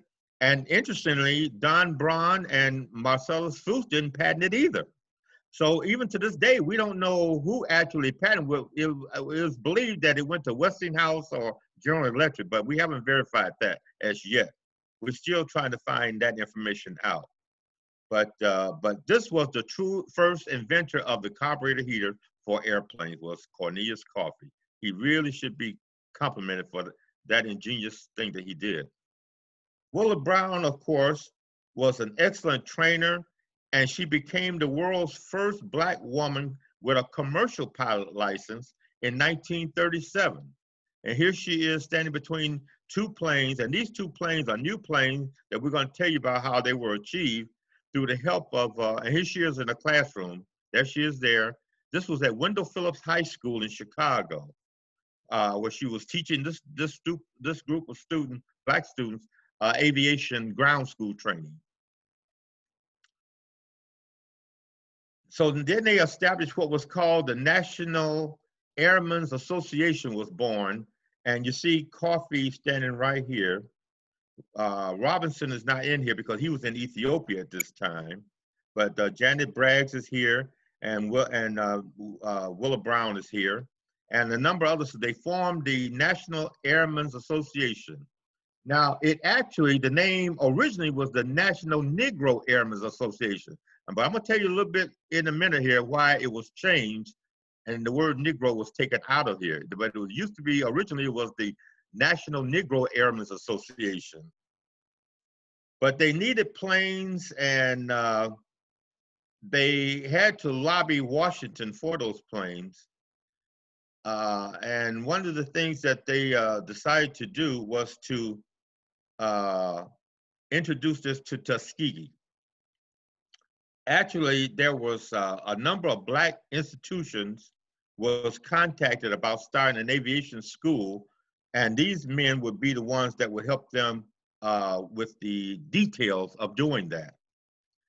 To make a long story short, there was the government said that if it was going to be responsible for the finances of these school operations, it would have to be a school that they wanted.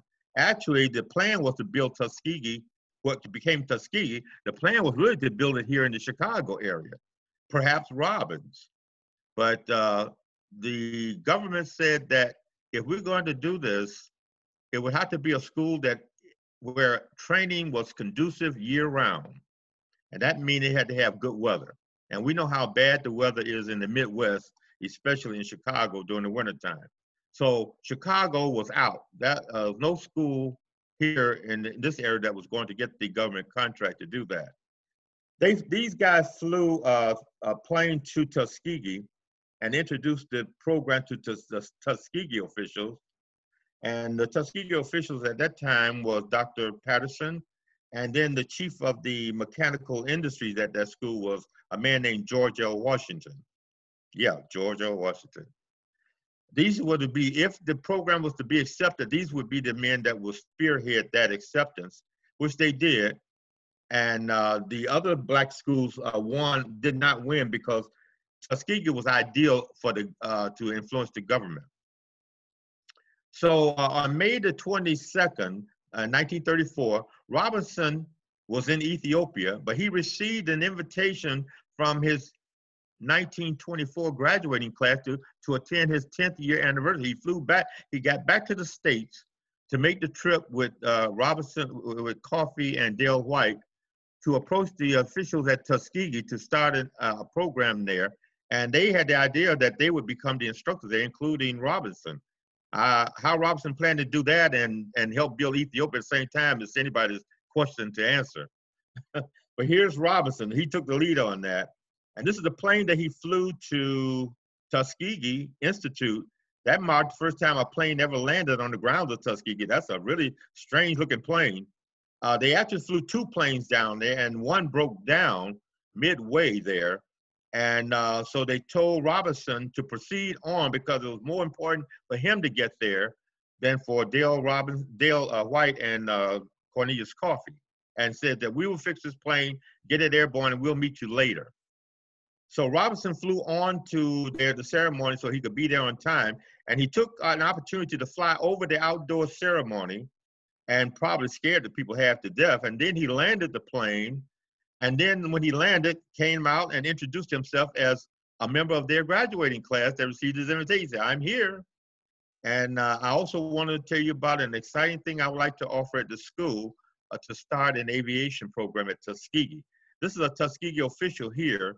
This picture was taken when Robinson had his meetings with the officials there and was getting ready to return to Chicago to get to New York and get a ship that had to take him back to Ethiopia. He was being seen off in this picture by this Tuskegee official here. We don't have his name yet. So Dale White and Chauncey Spencer, now that Tuskegee agreed to do this if they can get the funding. So, and they also needed new airplanes. So Robinson and Robinson, Chauncey Spencer, Dale White made a flight to Washington, D.C. And the man they met with was at that time Senator Harry S. Truman, who was believed to have been the head of the Department of Transportation. It was Harry Truman who watched and waited for these people to land this raggedy plane from Chicago all the way to Washington, D.C. And he told them, he said, my God, he said, you flew that raggedy plane all the way here to Washington, D.C.? Yes, we flew it. He said, so one of you didn't kill yourself. He said, well, no. He said, but we're here because we need funding. We need new airplanes. That's why we flew this plane, to let you know that this is what we have to work with. And it's not conducive, or it's not good enough for us to continue to train the hundreds of people that we have waiting to learn to fly. We need funding to buy new airplanes to teach our people aviation. And Harry Truman noticed that. He said, what's the name of your organization? He said, well, it's the National Negro Aviation Association. He said, well, the first thing, if you want money from Washington, D.C., you better get rid of that name Negro in your title. He said, you know, you shouldn't go around calling yourselves the Negro Association. He said, you're never going to get any funding or any help from Washington doing that. Drop that name and I'll do everything I can to see that you get the funding. And sure enough, they dropped the word Negro out of the title of their organization. And Harry Truman went to work immediately, and he was able to successfully win the president's approval, as well as Congress, funding to help buy 12 brand new Cub airplanes for this black outfit. And I have to tell you, it wasn't a real difficult thing for Truman to do, because the U.S. government was secretly trying to build up training of aviators, and they didn't care what color they were, because the threat of World War II was looming. And the United States was trying to stay out of that war, but they knew they better prepare for it, because Hitler was could be threatening the whole world. So secretly they say, we'll put money to anybody that's willing to learn to fly planes, because we're going to need them. So the government quickly made funding available thanks to the efforts of Harry S. Truman. He was the guy that made it happen. They flew back and they got the grant, and they were able to buy 12 brand new airplanes, which gave them a tremendous advantage in starting to train people in the Chicago area aviation. Now, then the contract was awarded to a Tuskegee Institute from the government to start the aviation program there. And but they did not approve of Johnny Robinson heading it up. He was in Ethiopia. This is the man here that they approved. His name was Charles Alfred Anderson, who learned to fly him. He didn't build an airplane, but he taught himself how to fly from reading a book. And so he's deserved a lot of credit, and he's here seen flying the First Lady of the United States at the time, First Lady Eleanor Roosevelt. They did all this, and of course, these are the school people here who hired Chief Alfred Anderson because they could not reach an amiable agreement with Robinson to head up the program.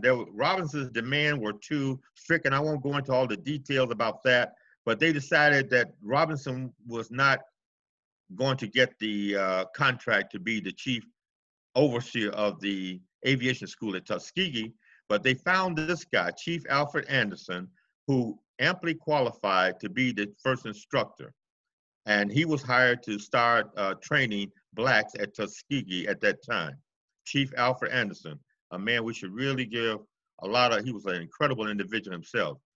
Now, we believe, and we say, and it's been confirmed now, that both Robinson, here's Johnny Robinson to the left, and this is Chief Anderson here, that these two men are the true founders of the Tuskegee Airmen. Colonel John C. Robinson and Chief Alfred Anderson.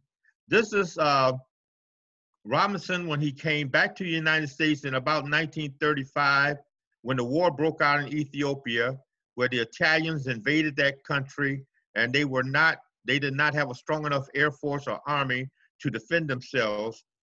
And the African nation was taken over by the Italians under the leadership of Benito Mussolini. Robinson had to escape for his life. He managed to get on a ship that took him to Europe and got him out of Ethiopia. and then he managed to go from Europe and back to the United States. When he got back to the United States, his record of what he had did and tried to do in Ethiopia was so outstanding. People here raised money to help buy him the plane that you see in the background. At least he was able to put a good down payment on it in New York. And he flew that plane to Chicago to raise money to pay the balance of it off and to start open up his own private school. And he took the opportunity to go back to Tuskegee to see if he could be used down there. And obviously they told him that they did not need him, but he had a chance to meet the man that replaced him, who was Chief Charles Anderson. And obviously from this picture, they're smiling, they were good friends. But we consider these two men the true founders of the Tuskegee Airmen.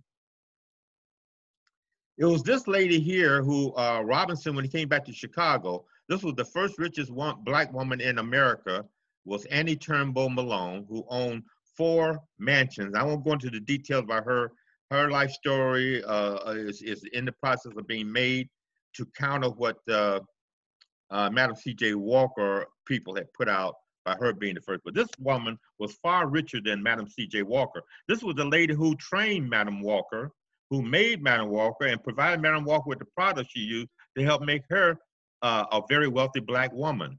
But she was never as rich as Annie Turnbull Malone, who owned these 3 buildings, including a 4th one that had burned down. And it got John Robinson's attention that he needed help with setting up an aviation school. He managed to talk her into letting him set up an aviation school at her Poro College in Chicago, which was at 4415 South Park, where it's now King Drive. And she did. And the agreement was that she would allow him to start an aviation school in her college, providing that he provide her with air transportation to promote her business of selling products, hair products and facials for black women around the world, which they agreed to do and had a very good working relationship as a result of that. And so that's what went on, and here it is here. This is the school here. The coach house in the back of this building is where Robinson's aviation school was set up. And there's Johnny Robinson there, of course, and he was very happy with that arrangement. And he invited some Ethiopian students to come to Chicago, and you see them here. And you see here on the balcony is Johnny Robinson, Annie Turnbull Malone, and this is Mrs. Bethune, who was very close to President Roosevelt. She was like the Negro representative to the White House at that time. And here's some more students that Robinson had at his aviation school at Poro College in Chicago. And here in the center is Robinson standing with some even more students from the Chicago area that began to learn aviation here in the Chicago area, that later started then the pursuit squad, the 99th Pursuit Squadron was established at Tuskegee. And we see Mr. Patterson here, who was the head of the school, and there's Mr. Washington, the mechanical person.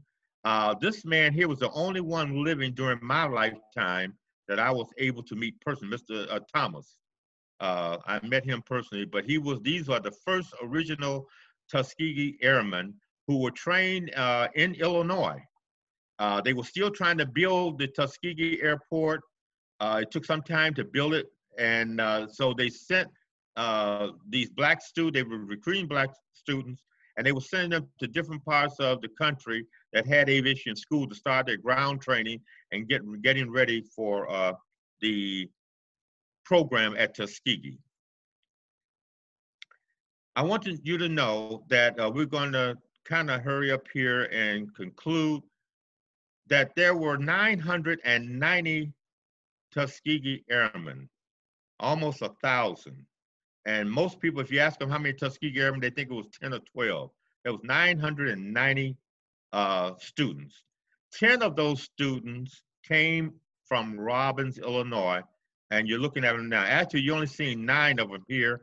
Mr. Johnson, Mr. Dugan, Mr. Shelby, Willett, Nowland, Mr. Moore, Williamson, Homer War, and the one that's missing is Marshall Knox. And of course, the main one was Lucius Theus.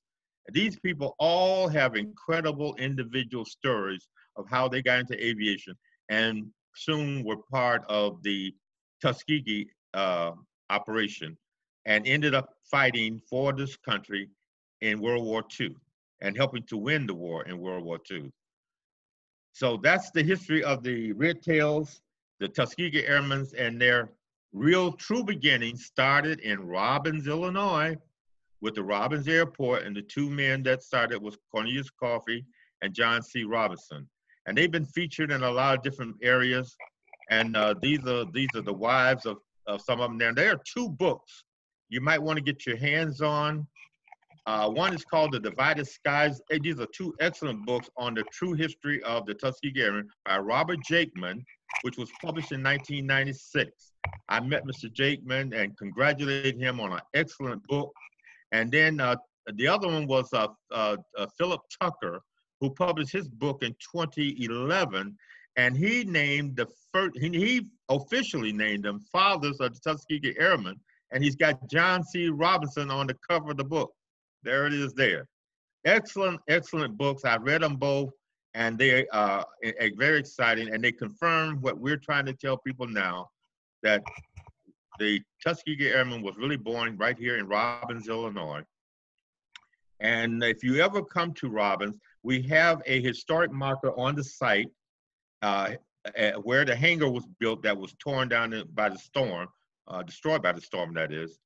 And it is now a very well-known, a fairly well-known tourist attraction. You see a group of tourists here. That's a sign there that was put up by our museum. It's on the exact spot where the hangar was located at 14046 South Lawndale Avenue, just about 2.5 or 3 blocks from the Robbins Museum. So if you ever get a chance to come to Robbins, please visit this marker. You'll be at the site where the true beginning of the Tuskegee Airmen was born. With that, I'm going to end this presentation. I hope you enjoyed it, and feel free to ask me any questions. Are we there?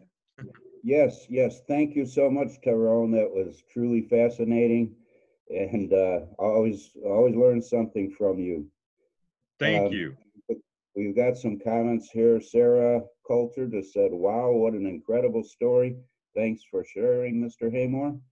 And we have a couple of questions, and I do want to thank you also for mentioning kind of the location of Robbins, in case we have folks who are unfamiliar.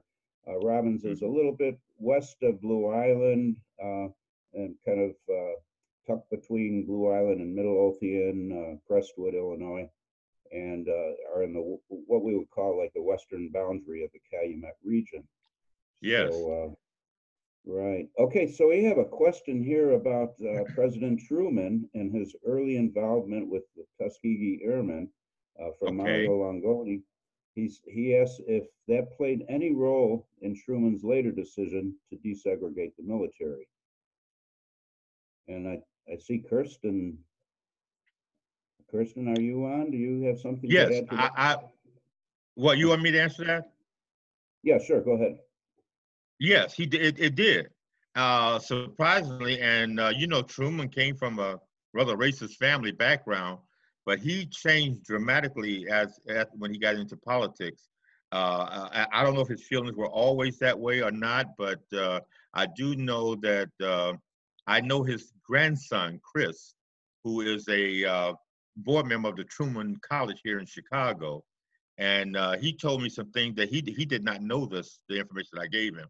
And I said, I know because I visited Truman's library in Independence, Missouri, and I didn't see anything there on this. He said, well, it's going to get in there now. He said, now that you've introduced this to me, he said, I said, well, add this to it, because not only did he play a major role in integrating the military when he became president, before he became president as senator, he helped to establish what later became the Tuskegee Airmen through the 2 Black men who were aviators in Robbins.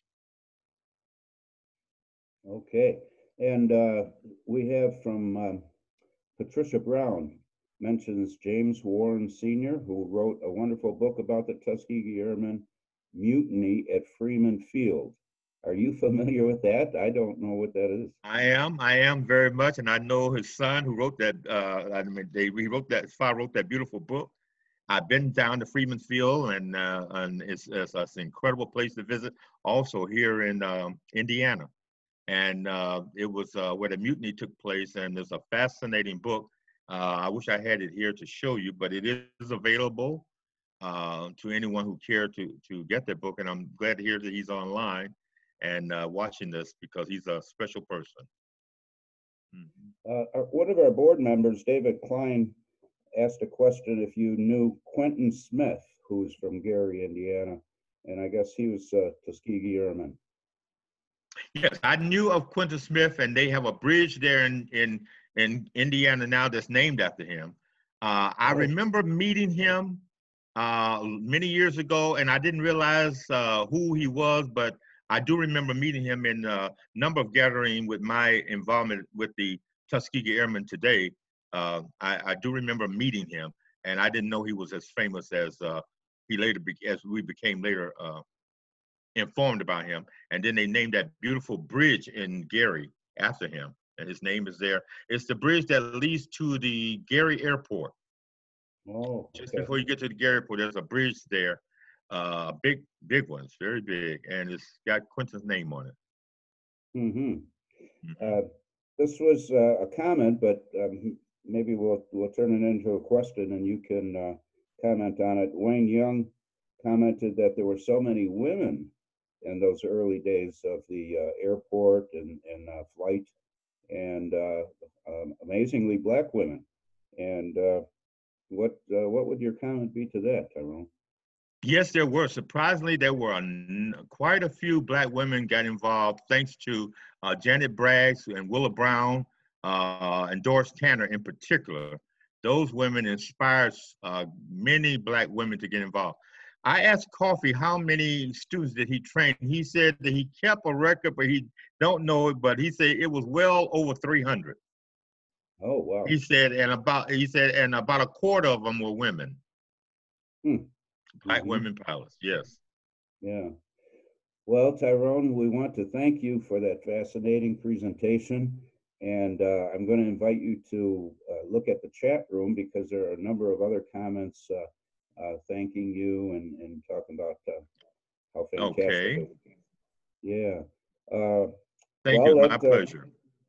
That concludes, let me add something else. Let me add one other thing, if I may, Tom. Sure. The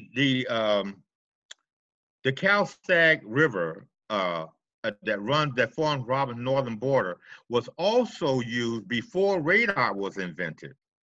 That river was very, very important in aviation navigation because they are dependent on a lot of ground markers to help tell them where they're flying because they didn't have radar at that time that they built the Robbins Airport. And Coffey told me, he said it was wonderful that they had it in Robbins next to that beautiful historic river now, because it was a navigation point that guided them to the Robbins Airport because they didn't have sophisticated markers. But that river actually was wonderful in helping early pilots to navigate to the Robbins Airport and elsewhere, as was other landmarks all across the country. They had to rely heavily on landmarks rather than radar like they do now. I just want to make that point about the historicness of the river. No, I'm so glad that you brought that up because I was amiss in not mentioning something too about the CalSag channel, and you did touch on it during your presentation. But Lands and some other organizations have been working on what's called the African American Water Trail on the CalSag channel, which begins and ends at Robbins, or in the easternmost point is at Beaubien Woods Forest Preserve near Riverdale. And it was, the trail was developed for the canoeing and kayaking. In fact, the group went out a couple weeks back to kayak on kind of a practice run, you might say. And what it does, it highlights different features in local African-American history, beginning at Beaubien Woods, where the Tunn family farm was, which was a spot on the Underground Railroad, a safe house on the Underground Railroad, and then moves westward to the Major Taylor Trail, named for the famous African-American bicycle racer back in the early 1900s, late 1890s.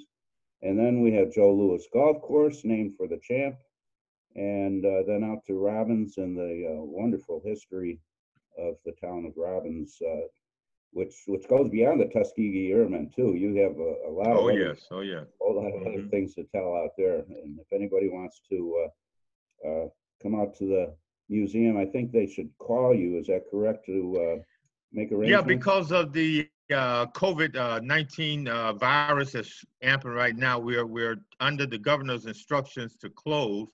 Now we have been permitted to open partially, so our museum is closed, but it is open by appointment, providing we can only take in 5 people at a time, and that you have to wear masks and social distancing must be maintained while walking around in the museum. So they can call us at area code 708-359-8701 if they wish to make an appointment to come and see the museum. The museum admission is free, and we welcome any and all to come and visit the museum and learn a lot more. Very good, very good. Well, unless there are any other questions, let me just go down and check the chat room and check the questions. No questions. I want to thank, I think what happened? Can you hear me? Yeah, I can hear you. Yeah, we can hear you. Okay, my screen went blank. Uh-oh. Well, I don't need to be on screen to thank you and to thank Kay Westhoist and thank you, Tyrone, and thank all the participants for being on this call today. And thanks to our tech help and all the people that helped put this together. Any other comments from our panel or from? Because I can't see. I'm blank. Doesn't look like we have any. We do have some comments. Mario says, Laura B says we have to add the river as a guide for the pilots to the African American Heritage Water Trail story map. Someone dropped a link for the African American Heritage Water Trail. And someone said if you look at old aerials of Robbins in 1938, there are arrows that point to Chicago. They think they were painted atop oil tanks. Mario wanted us to remind everybody that to join tomorrow for Sam Love's presentation, interviewing the authors from the West Side of Gary. If there's anything else you want to add, Tom, we can still see you and hear you. So, okay. I'm working on my screen trying to get it back. That's okay. So I'm going to be signing out here, and once again, thank you, everybody. Okay. All right. Please join us tomorrow, same time at 6:30, and we will see you then. Bye, everyone. Thank you. Thank you. Good night. Good night.